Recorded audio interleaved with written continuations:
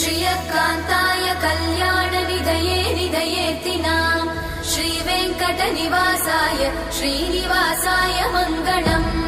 लक्ष्मी सविभ्रमालोकसुभ्रूविभ्रमचक्षुषे चक्षुषे सर्वलोकानां वेङ्कटेशाय मङ्गलम्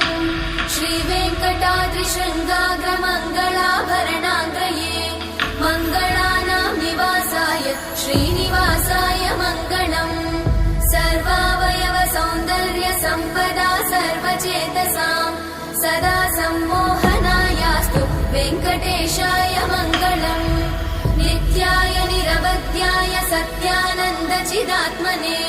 सर्वान्तरात्मने श्रीमद् वेङ्कटेशाय मङ्गलम् स्वतः सर्वविदे सर्वशक्तये सर्वशेषिने